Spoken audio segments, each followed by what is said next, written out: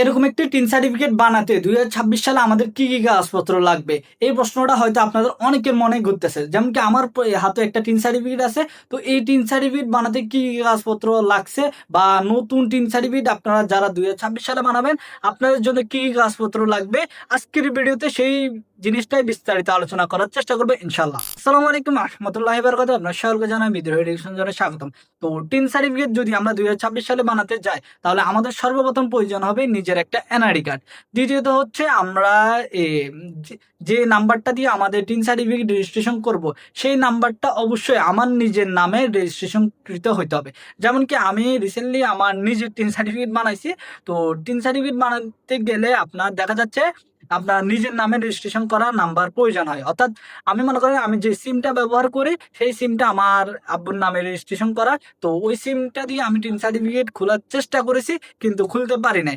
ওরা বলতেছে আপনার যার টিন সার্টিফিকেট বানাবেন তার নামে অবশ্যই আপনার ওই নাম্বারটা রেজিস্ট্রেশন কৃত হইতে হবে। এরপর আমি কি করছি, নতুন একটা সিম কিনছি এবং ওই সিমের নাম্বারটা আমার নিজের এনআইডি কার্ড দিয়ে রেজিস্ট্রেশন করছি। এরপরে আমি ওই নাম্বারটা দিয়ে টিন সার্টিফিকেট আবেদন করতে পারছি। অর্থাৎ নিজের নামে আপনার নাম্বার রেজিস্ট্রেশন কৃত হইতে হবে। অর্থাৎ যে মোবাইল নাম্বারটা দিয়ে আপনি টিন সার্টিফিকেট রেজিস্ট্রেশন করবেন, অ্যাকাউন্ট খুলবেন অনলাইনে, সেই নাম্বারটা অবশ্যই আপনার নিজের নামে রেজিস্ট্রেশন কৃত হইতে হবে। ঠিক আছে। তো মূল ডকুমেন্ট হচ্ছে আপনার নিজের একটা এনআইডি কার্ড এবং নিজের নামে রেজিস্ট্রেশন করা মোবাইল নাম্বার। এই দুইটা ডকুমেন্ট হইলে আপনার টিন সার্টিফিকেট খুব সহজে খুলতে পারবেন। এরপর হচ্ছে আপনার বাবা মায়ের এনআইডি কার্ড, এনআইডি কার্ড এবং আপনার ডিটেলস। এনআইডি কার্ড আপনাকে অনলাইনে সাবমিট দেওয়া লাগবে না। এনআইডি কার্ড কেন বলছি, আপনার বাবা মায়ের ডকুমেন্টগুলি আপনাকে লিখতে হবে, অর্থাৎ বাবার নাম মায়ের নাম এগুলি লিখতে হবে এবং নিজের নাম এবং সব কিছু আপনারা যখন টিন সার্টিফিকেটের নাম ঠিকানা লিখবেন সব কিছু দিবেন আপনার নিজের এনআইডি কার্ড অনুযায়ী। এনআইডি কার্ডে আপনার নাম যত আছে, যেটা আছে, বয়স যেটা আছে, বাবা মায়ের নাম যেটা আছে ওনাদের এনআইডি কার্ডে, সেটা হুবহু ওনাদের এনআইডি কার্ড অনুযায়ী দেখে দেখে লিখবেন। কোনো কাগজপত্র আপনাকে অনলাইনে সাবমিট দেওয়া লাগবে না। আপনার জন্ম নিবন্ধন বলেন, এনআইডি কার্ড বলেন, কোনো কিছুই অনলাইনে টিন সার্টিফিকেট খোলার ক্ষেত্রে সাবমিট দেওয়া লাগে না। জাস্ট আপনার এনআইডি কার্ডে যেভাবে লেখা আছে সেই অনুযায়ী আপনার ডিটেলসগুলি ফিল আপ করে দিবেন, তাইলে হয়ে যাবে। শুধুমাত্র দুইটা ডকুমেন্ট, মানে একটা ডকুমেন্ট অবশ্যই আপনাকে অনলাইন সাবমিট দেওয়া লাগতেছে, সেটা হচ্ছে আপনার নিজের নাম্বার। নিজের নাম্বারটা অবশ্যই নিজের নামে রেজিস্ট্রেশনকৃত হইতে হবে। এগুলি হইলে আপনারা অনলাইনে টিন সার্টিফিকেটের জন্য আবেদন করতে পারবেন। আর যারা এখনও চিন্তা করতেছেন যে কীভাবে টিন সার্টিফিকেট খুলবেন, আবেদন কীভাবে করবেন, এই জিনিসটা আপনারা না জেনে থাকেন, তাহলে আমার চ্যানেলে রিসেন্টলি আমি ভিডিও আপলোড দিছি যে কীভাবে 2026 সালে আপনারা টিন সার্টিফিকেটের জন্য অনলাইনে ঘরে বসে আবেদন করতে পারবেন।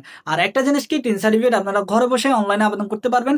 আবেদন করার পরপরই আপনারা আবেদন শেষে আপনারা টিন সার্টিফিকেট এরকম অনলাইনে এরকম একটা পিডিএফ কপি পেয়ে যাবেন। এরপরে আপনারা পরবর্তীতে এই টিন সার্টিফিকেটটা প্রিন্ট করে নিতে পারেন। ঠিক আছে। তো আমার কাছে যেটা আছে এটা হচ্ছে আপনার কালার কপি না, এটা একটা ফটোকপি টিন সার্টিফিকেট।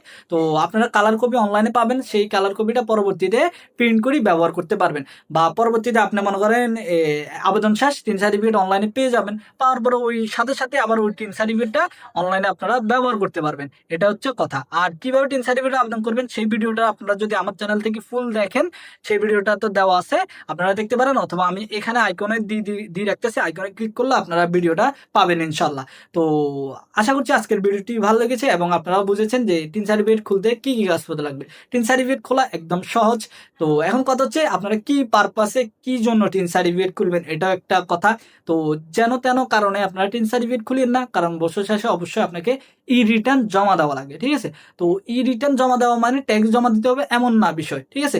আর ট্যাক্স নিয়েও বিস্তারিত আলোচনা আমার ইউটিউবে আছে, একটা লাইভ আছে, একজন আপনার কি বলে কর আইনজীবীর সাথে আমার ফুল একটা 1 ঘন্টা, প্রায় 1 ঘন্টা 40 মিনিটের উপর একটা লাইভ আছে। আপনারা চাইলে ওইটাও দেখতে পারেন, কিভাবে টিন সার্টিফিকেট মানে সবাইকে কি রিটার্ন জমা দেওয়া লাগবে, বিস্তারিত অনেকগুলি বিষয় নিয়ে আমার ইউটিউব চ্যানেলে লাইভ আছে, আপনারা দেখতে পারেন। আর টিন সার্টিফিকেটের জন্য কিভাবে আবেদন করবেন সেটা নিয়ে তো চ্যানেলে ভিডিও আছে, চাইলে দেখতে পারেন। আর কোনো প্রশ্ন থাকলে আপনারা কমেন্টে জানাতে পারেন। আশা করছি আজকের ভিডিওটি ভালো লেগেছে। ভালো লেগে থাকলে অবশ্যই চ্যানেলটি সাবস্ক্রাইব করে এই ভাইয়ের সঙ্গে থাকবেন। ইনশাল্লাহ পরবর্তী ভিডিওতে দেখা হবে। আল্লাহ হাফিজ। আসসালামু আলাইকুম।